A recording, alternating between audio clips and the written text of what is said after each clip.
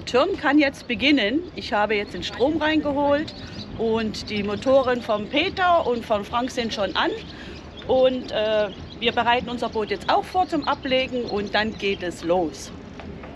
Vor dem Urlaub muss das Boot nochmal abgespritzt werden, damit auch der gröbste Dreck weg ist. Wir wollen ja nicht mit dem dreckigen Boot losfahren. Zum Abspritzen verwenden wir eine Tauchpumpe und nehmen direkt das Hafenwasser, sodass wir kein Trinkwasser verschwenden. Kaum geputzt und heute Morgen ist das Gangboard wieder voller Mücken, alles voll. Und Start.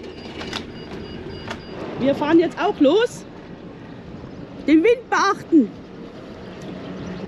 Von draußen ist ein Segler. Ja, da kommt noch einer. Aber du kannst ja gleich einschlagen jetzt, hä? Ja. Mhm. Ja, wir sind raus grundsätzlich im Hafen immer nur mit einer Maschine. Weil mit 2 Maschinen wären wir einfach zu schnell und dann verliert man den Überblick. Ja, seitdem die Angelsaison begonnen hat, sieht man auch wieder viele Angelboote auf der Route. Ja, nach anfänglichen Schwierigkeiten sind wir doch in den Klink losgekommen, hatten wir wieder Wackelkontakt in der rechten Maschine, aber ist schnell behoben und jetzt sind wir auf dem Weg zur Wegelschleuse. Und ich denke mal, dieser weiteren Tour steht jetzt nichts mehr im Weg. Marina hat als erstes die Kopfhörer auf und sie hört mich klar und deutlich.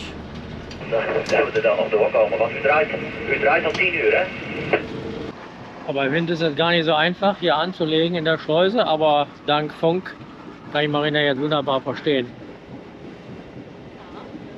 War schon klasse.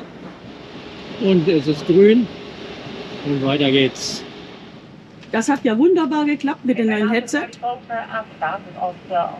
Die Kommunikation ist hervorragend. Ja, die Schleuse wird von der anderen Seite auch schon wieder voll. Jetzt können wir bis Lelystad durchfahren, ohne Schleuse, ohne Brücke. Und ja, Stunde, 1,5 sind wir da. Okay, dann bereite ich das Boot auf Schnellfahren vor. Ja. Auch hier sieht man wieder das Gute am AIS. Ich sehe genau, wie schnell der Peter vor mir fährt und kann mich daran orientieren, sodass ich immer den gleichen Abstand halten kann. Das ist schon witzig. Alle 30 Sekunden wird das AIS-Signal aktualisiert. Wir kriegen die Positionsmeldung von Peter, überholen den dann hier auf dem Display, obwohl wir weiterhin dahinter sind. Und irgendwann nach 30 Sekunden macht schwupp und er hat die neue Position. Und jetzt überholen wir ihn wieder so langsam, bis nach 30 Sekunden eine neue Aktualisierung kommt.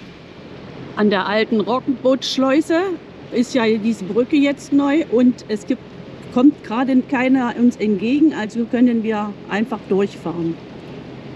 Man sieht hier immer wieder Veränderungen, wenn man hier lang fährt. Die Schleusenmauern, die sind schon fast alle weg. Wir sind jetzt am Kettelhafen. Marina hat das Steuer übernommen. Ja. Hinter uns liegt die Eiselmündung. Und wir fahren jetzt noch ein kleines Stück und dann können wir schnell fahren. Aber dann übergebe ich wieder an dich. Wir sind hier zusammen unterwegs auf dem Kettelmeer mit Frank und Claudia und auch Jürgen und Marina, also mit den Bootern on Tour. Wir sind unterwegs die ganze Woche, wollen zum BOC-Treffen nach Naarden. Im Moment ist der erste Offizier bei uns am Steuer. Und hinter uns fahren die Booter on Tour. Das Ganze ist ein bisschen windig. Schauen wir mal, wie es wird. Ja, ich wollte jetzt Gas geben. Bist du bereit?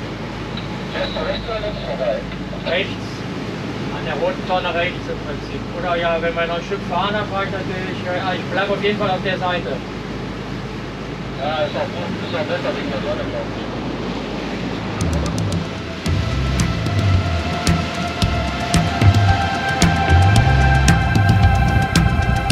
So, da kommen die Boote on Tour. Der Jürgen legt mal den Hebel auf den Tisch.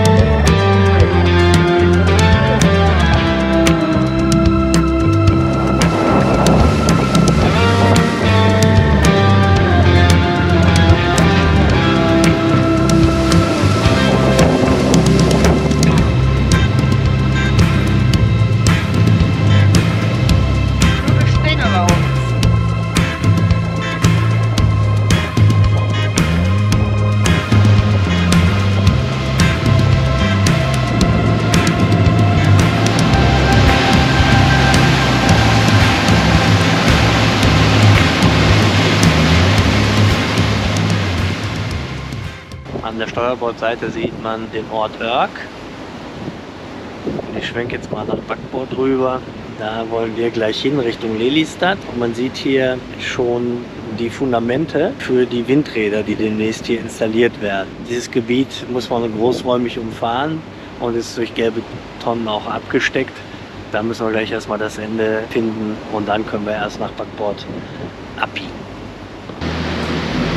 Kleine Verfolgungsjagd auf dem Eiselmeer. Der Peter kommt von hinten mit seiner Wave-Runner angefahren. Und jetzt nimmt er unsere Welle. Jo! Super!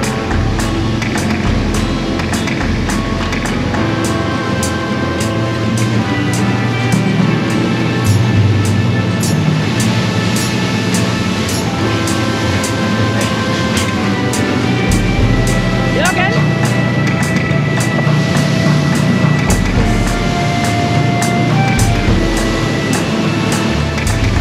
Wow, spektakulär! Da sind natürlich auch wieder die Boote on Tour flott unterwegs.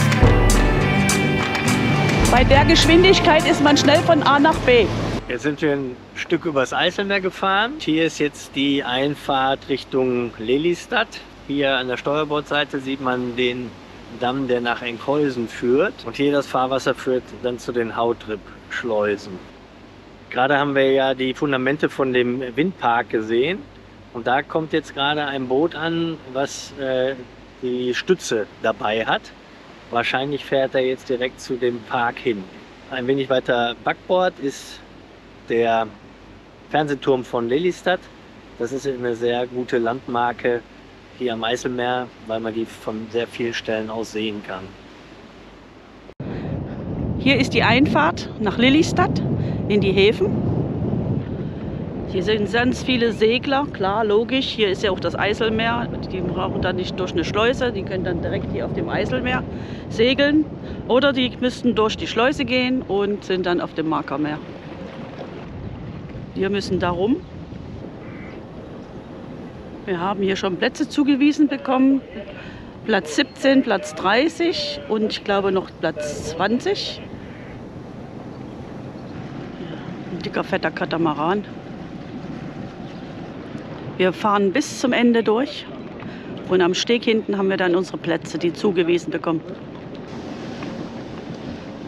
Jetzt fährt ein Segler raus. Ja, doch nicht, er fährt da rein. Ja, das ist wie gesagt ein Hafen für Segelboote und nicht für unsere Art von Boot. Ich weiß gar nicht, wo Frank und Claudia jetzt sind. Ob ich die schon verpasst habe? Ne, die da vorne sind sie. Da müsstest du eigentlich reinpassen, ja. Würde ich sagen, ja. Musst aber drehen, ne? Ist das denn einer von den Plätzen, die wir nehmen sollen? Okay.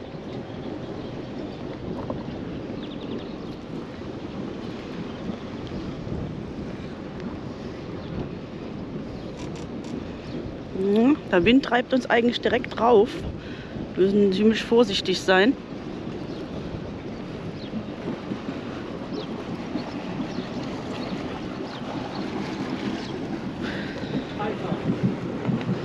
Jürgen, vorsichtig, hinter dir ist das Segelboot. Auf der anderen Seite, dann sind die parallel. Ja, weiter hinten durch. Nee, ich glaube, doch, müssen sie ganz knapp. Ganz knapp müssten sie reinpassen. Das wird wieder so eine knappe Kiste wie in Dings in. Ich würde eher sagen, du hast nach hinten hast du noch einen Meter. Auf 2. Aber das dürfte eigentlich passen. Nach hinten hast du noch einen Meter. Aber vorne, die Frage ist vorne. Vorne ist auch schon gut. Das sieht nur so aus, als wenn es nicht gut wäre, ist aber. Ja. Du passt. Ja, ja, das passt, Jürgen. Hä? Passt. Stopp vorne. Aufstoppen, Jürgen. Für die Meterarbeit wieder, Ja. Ja, du hättest besser den nehmen sollen, der ist größer. ja? Ja, Aber jetzt jetzt bist du drin. bist du drin. Sind wir drin, nützt ja nichts. Nö, Genau. gut. Wenn wir drin sind, sind wir drin. Bei dem anderen hätte Platz gehabt ohne Ende. Ja, ja. Haben wir genau falsch rum gemacht. Ihr habt jetzt Mörderplatz und bei uns passt es gerade.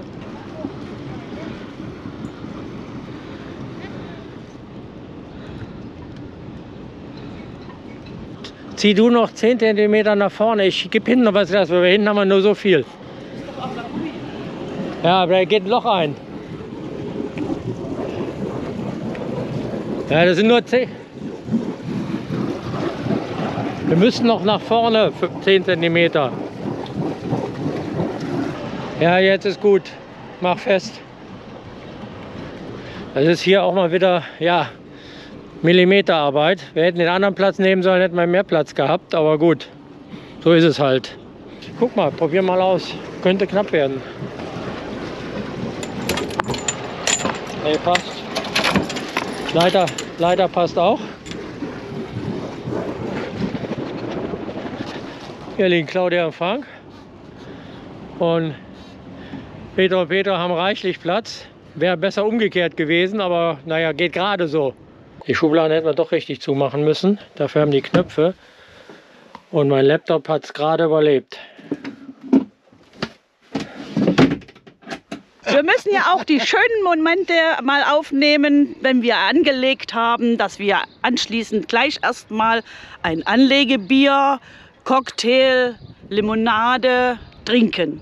Und wir sagen Prost in die Runde. Zum Wohl. Prost. Prost. Auf einen schönen Urlaub. Genau. Auch hier haben wir wieder gut angelegt. Vorne auch wieder sehr eng. Na, jetzt gehen wir Abendbrot. Jetzt geht's lecker essen beim Italiener. Und hier hinten, da muss ich aufpassen, dass die Spitze nicht unser Boot aufspießt. So anlegen ohne Hilfe geht nur mit Bug und Heckstrahlruder. Anna ist schon ganz aufgeregt. Gleich darfst du raus, ne? Moment warten. Ja.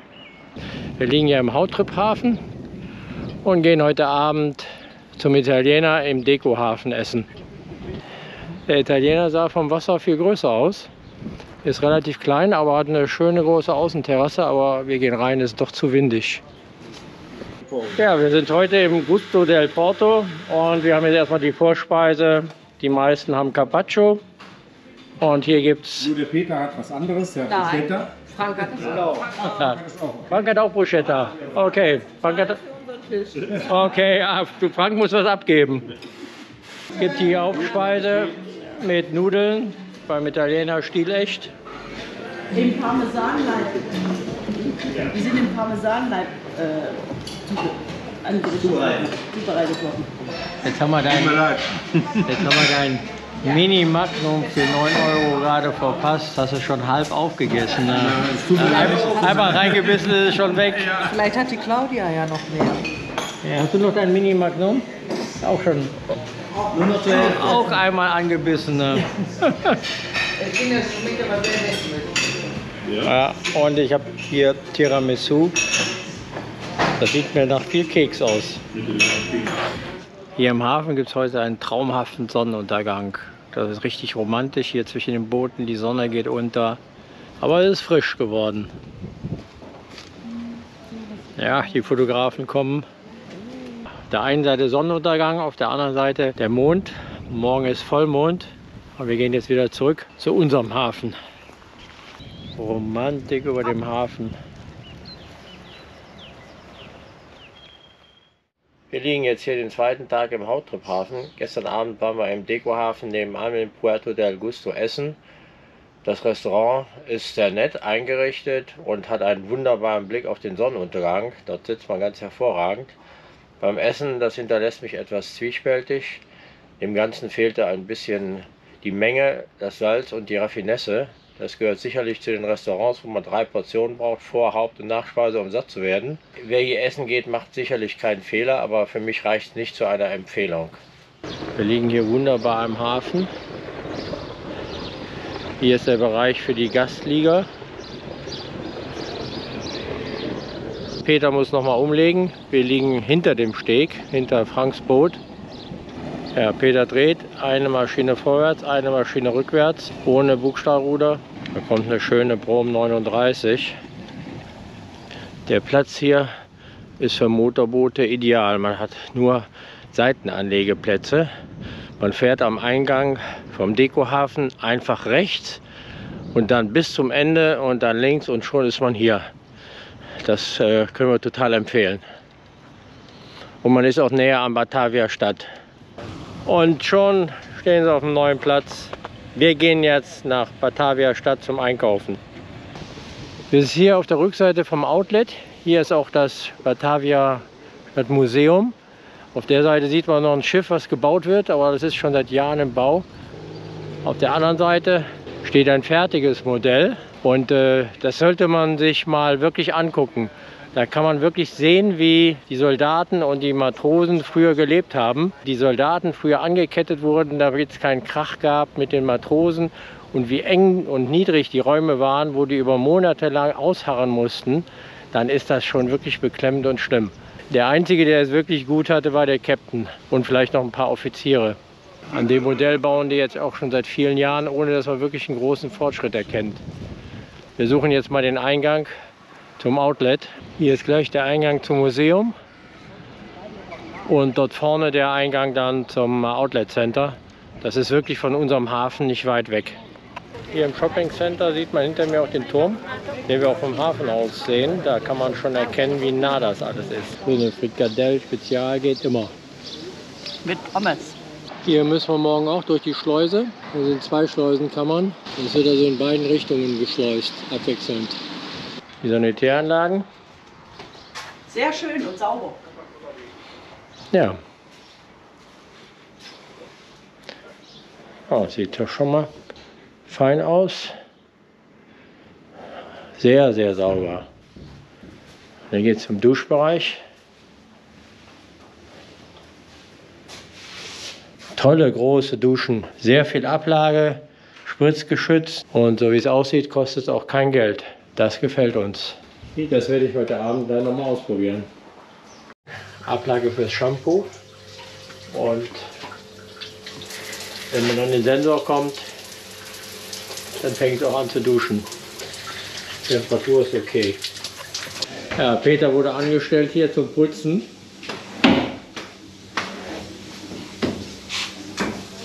Ja.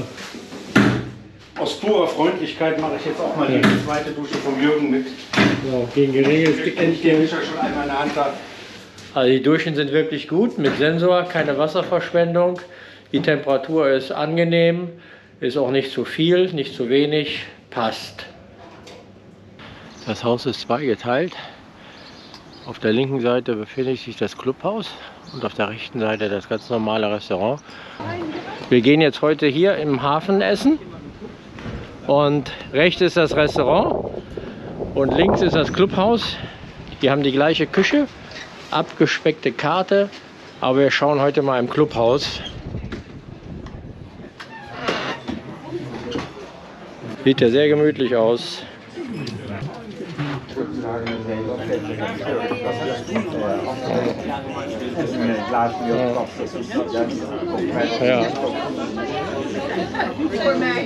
Ja, wir essen heute im Clubhaus vom Verein. Das ist hier sehr familiär. Einfache Essen, aber sieht sehr, sehr schön und gut aus. Remoulade für die Fish and Chips. Einfache Speisekarte hier, aber wir sind zufrieden. Es ist gut und günstig. Und es gibt sogar Steak für kleines Geld. Und hier muss man natürlich selber die Essen holen, auch die Getränke selber holen an der Bar. Aber es ist sehr gemütlich gewesen und das Preis-Leistungs-Verhältnis ist hier top. Auch hier am Hafen gibt es natürlich einen wunderschönen Sonnenuntergang. Ein wirklich toller Hafen. Und vor allen Dingen für Motorboote gut geeignet mit den ganzen Stegen, wo man direkt mit der Seite anlegen kann. 2 Tage Lelystad gehen zu Ende. Das hat uns hier sehr gut im Hafen gefallen. Wir haben hier sehr ruhig gelegen. Wir haben einen Seitensteg, wo wir vernünftig aussteigen können. Batavia Stadt ist sehr nah. Wir sind gut empfangen worden. Die Restauration ist hier okay. günstiger wie drüben im Dekohafen. Wir würden also jederzeit wieder hierher kommen. Auch Sanitäranlagen, alles ist picobello. Es gibt eigentlich hier nichts zu meckern.